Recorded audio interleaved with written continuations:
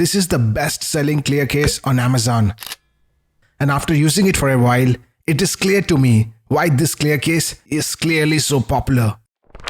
So right out of the box, this case is super clean to begin with no fingerprints. For now. But after using it for 5 minutes, this whole case looked like a sloppy crime scene. My fingerprints were everywhere.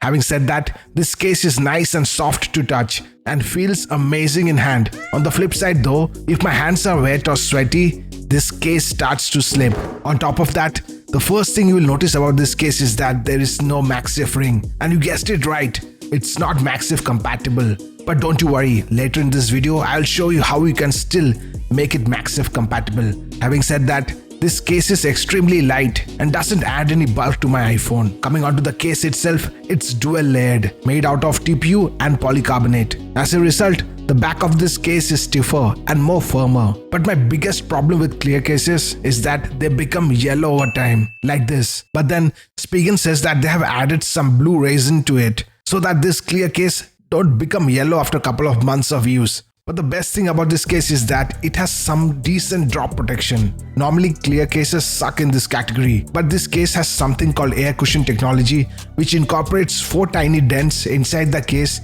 in 4 corners. So now you have this tiny cushion of air in between your iPhone and the case, and this definitely helps to absorb some of the impact from drops.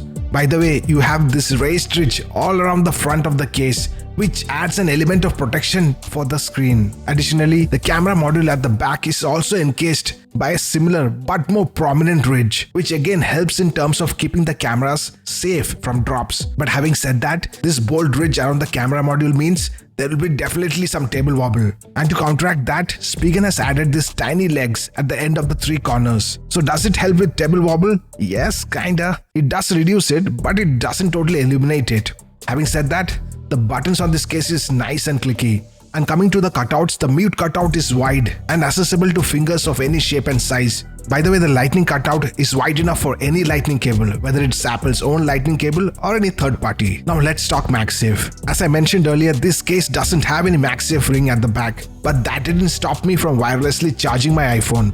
I personally hate the magnetic ring behind clear cases. It really spoils the whole vibe.